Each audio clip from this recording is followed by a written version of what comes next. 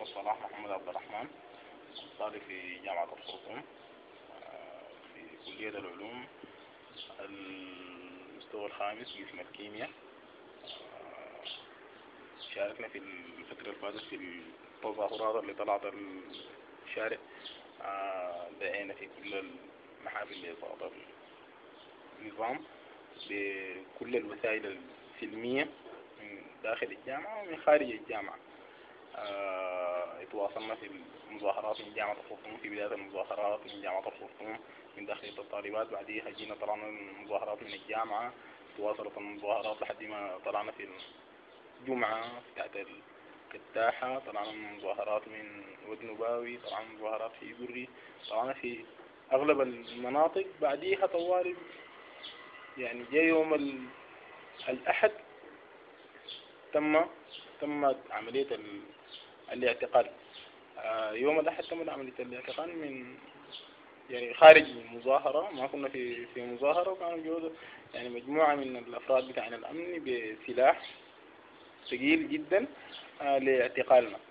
أنا ومعي واحد من زملائي تم اعتقالنا وبسلاح كثير جدا جدا، ساقونا ودونا للمباني بتاعت الأمن السياسي. بدأت بعديها عن العملية بتاعت الضرب، العملية بتاعت الإهانة، العملية بتاعت زي محاولة بتاعت إنه دي آخر الحياة، دي آخر حلقات الحياة، فإنه الناس حقوا تعاينوا لآخر حلقة بتاعت الحياة شوفوا فيها ما تتمنوا. اتواصلت المسألة دي ضرب وإهانة وألفاظ غريبة جدا. بدأت بعدها تحقيق من بعض الضباط. واحدة من الحاجات المؤسفة جدا اللي لقيناها هناك إنه درجة من العنصرية الموجودة داخل جهاز الأمن والمخابرات الوطنية وداخل داخل نفوس الأفراد ديل، هم كأنهم ما عايشين في القرن ال21 ولا عايشين داخل الكرة الأرضية معانا. فالدرجة من العنصرية، أول حاجة قبل ما يسألك الزول من إنه أنت اسمك منو، طوالي بيسألك أنت من وين، قبيلتك شنو، قبل ما يسألك تنظيمك شنو. فإذا قبيلتك ما من الراضين عنهم أو من متماشي معاهم، أول شيء تتعذب في قبيلتك قبل ما تتعذب في إنه أنت تنظيمك شنو أو طالع مظاهرات ليشنو. طيب نحن خرجنا من مظاهرات لإسقاط النظام، وطلعنا من المظاهرات ومن أول يوم في التحقيق. فلو جو حققوا معانا إحنا في داخل المعتقلات كنا نقول لهم إنه إحنا طالعين لإسقاط النظام، وكل المظاهرات طلعنا فيها. ودي مسألة شرف لنا إحنا خارج المعتقل وداخل المعتقل. وإذا رجعنا تاني المعتقلات إحنا تاني حنطالب بإسقاط النظام من داخل ضراينا. ودي مسألة يعني هي مسألة بتاعت ما في أي تنازل منها. وطلعنا من المعتقلات هسي وبندعو لإسقاط النظام. وما يعني ما في معتقلات هي ممكن تقلل، يعني ما في اعتقال ممكن يقلل من عزيمة مواطن، ولا في اعتقال ممكن يغير من رأي سائر. في التاريخ الإنساني كله ما في تاريخ بيذكر السجان. كانوا يعني عرضوا علينا أسئلة كثيرة جدا، فكنا نقول لهم إنه التاريخ لا يذكر السجان، التاريخ لا يذكر الذين يدافعون عن الماضي، التاريخ يذكر الذين يدافعون عن المستقبل.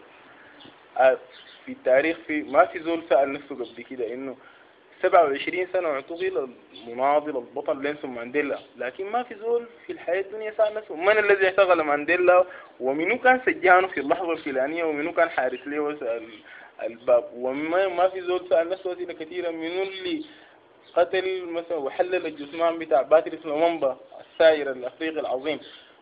ما ديل كانوا هم نسيا منسيا من التاريخ. ولا في فترة الإسلام الأولى ما في زول، يعني الفترات الأولى الإمام أحمد مثلا عذب وسجن وتم جلده، ومؤكد إنه الزول اللي جلده وعذبه كان هو بيمتلك السلطة وكان قابض في لحظتها. لكن هسي من التاريخ هو نسيا منسيا، وأي زول لو سألته منو اللي عمل الحاجة دي هو في الآخر هو بعيد من ذاكرة التاريخ، لأنه هو ما بيمشي في اتجاه حركة المستقبل.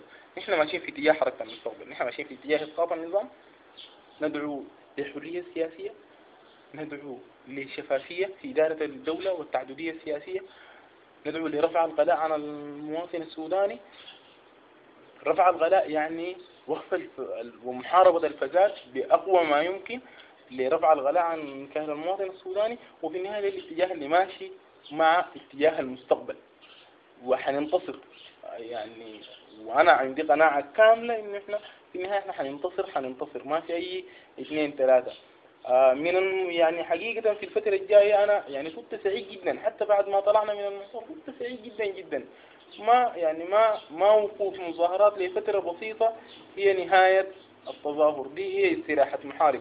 إذا يعني بدينا نرجع بالزمن لورا من 5 سنين لحد يوم الليلة، التطور بتاع الحركة الثورية في السودان هو ماشي مرتفع جدا، ووصل لأعلى مستوياته في المظاهرات الفاتت. يعني إذا قارناه بباقي الفترات وباقي الاحتجاجات نحن وصلنا لأعلى مستوياتنا.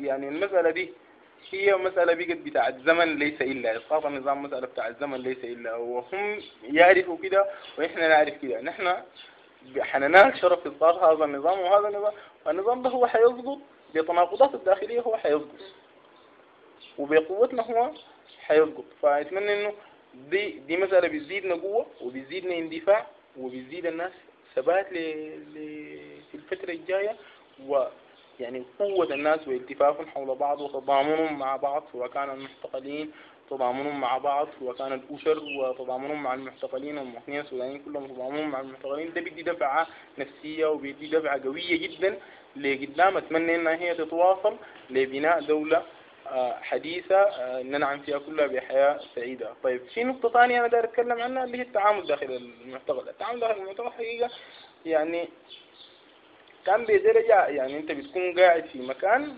يعني مضغوط فيه جدا، في ناس قاعدين في مكان هو ما بيشيلهم ما بيسعهم، مكان بيسع 4 أفراد ممكن يكونوا قاعدين فيه 12 فرد. ما متوفرة يعني ده مثلا يعني دي هنا نطلعها، دي المويه بيشربوها، دي المويه اللي بنشربها في المعتقل، دي مويه بيشربوها الناس في المعتقل. نحن طالعين من المعتقل آخر أيام كان أغلب الناس عندهم مشاكل بتاعت كلى، سواء كان عندهم أملاح سواء كان عندهم حصاوي في الكلى. غير كده الأكل يعني حاجة أسوأ مما أي زول يتخيل. يعني ممكن زول يجي يجيب لك وجبة من غير مؤاخذة ممكن يكون فيها دود في الأكل جاي تاكل. فده كله إحنا بالنسبة لنا كان يعني ده بيقوينا زيادة.